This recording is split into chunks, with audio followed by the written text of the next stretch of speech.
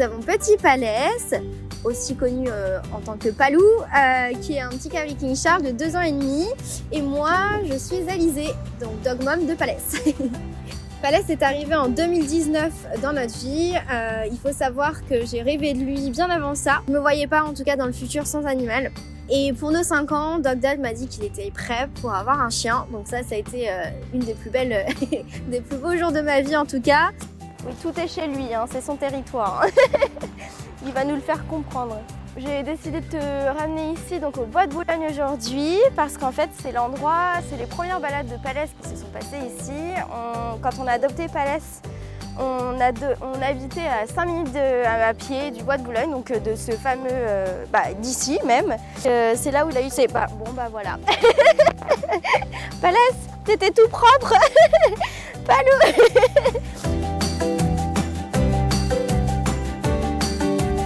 Du coup, c'est là où il a eu ses premières balades et je me souviens, je crois que c'était le premier jour où on est venu ici.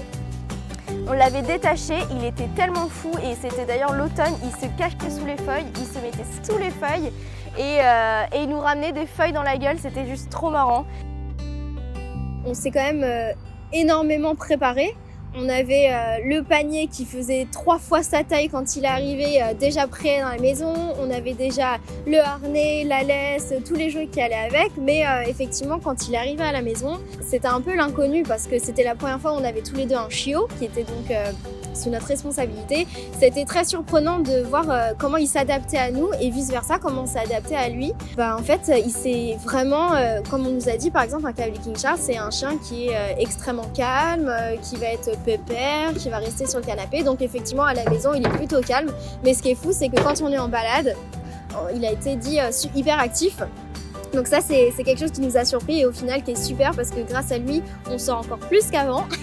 Passer nos dimanches en forêt ou partir à l'aventure, c'est quelque chose qu'on adore faire tous les 3.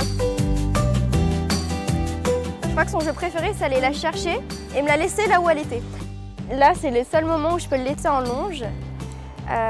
Et je lui fais entièrement confiance puisque c'est un grand espace et il n'y a pas grand chose autour de toute façon. Et donc voilà pourquoi on aime bien venir là. Je pense que en fait c'est vraiment idéal de croiser des chiens qui sont bien à leurs pattes ici. On a toujours la chance de rencontrer des super chiens. T'es content? On a vu plein de copains? Ouais? Oui, je parle souvent à mon chien, toute seule.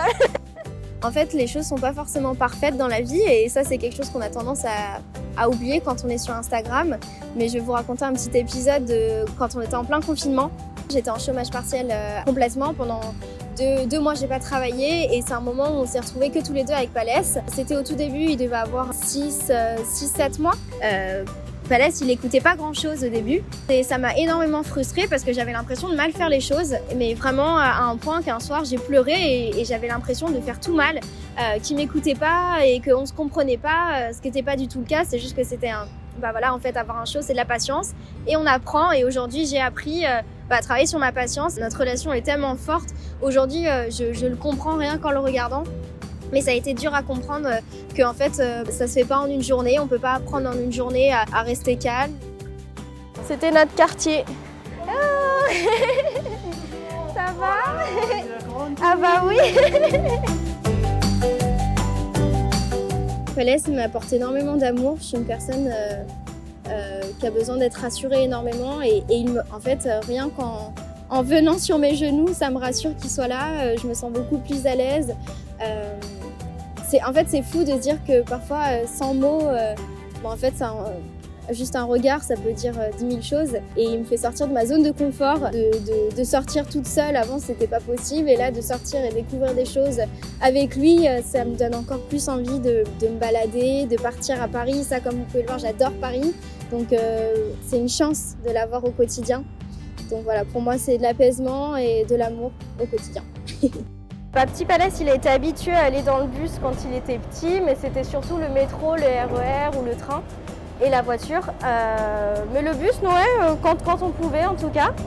Mais il est plutôt calme, mais il est toujours très curieux. Il va aller faire des bisous un peu à tout le monde. On descend, monsieur?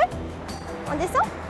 Alors c'est assez marrant parce que quand on parle d'un chien au quotidien avec des gens qui n'en ont n'ont pas ou qui savent pas que j'ai un chien par exemple, souvent on va y avoir le jugement déjà d'avoir un chien en appartement, de pas comprendre qu'on puisse avoir un animal alors qu'on travaille la journée. Oui, mais vous habitez en appartement, vous devez le laisser longtemps, etc.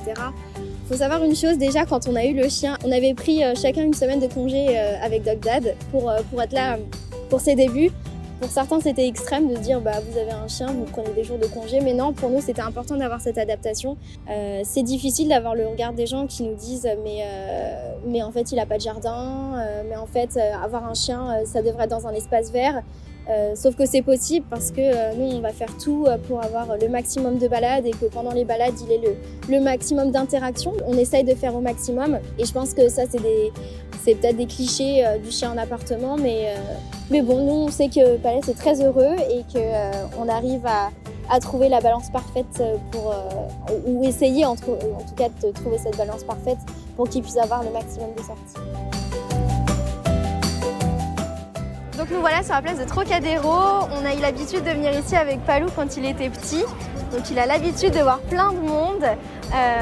Les balades en ville, c'est aussi croiser du monde, donc c'est l'habitué. Et comme là on est en pleine semaine, il n'y a pas trop de monde, donc ça c'est l'endroit idéal et parfait en tout cas pour venir voir notre belle tour Eiffel. Souvent on me dit qu'est-ce que t'en penses d'adopter un chien, etc. Et en fait, ce qui est assez surprenant de ma part, c'est que je vais pas être la première à dire c'est trop bien, il faut prendre un chien. En fait, je vais souvent dire à la personne, réfléchis parce que c'est une responsabilité. Tu peux pas te dire que en fait avoir un chien c'est juste trop mignon de faire des câlins. C'est se lever tôt le matin, sortir en pyjama, plus se maquiller quand on sort. C'est le soir à minuit si c'est l'heure où il va se coucher. Et c'est à ce moment-là qu'on va devoir sortir. C'est de l'adaptation, c'est pas donné à tout le monde.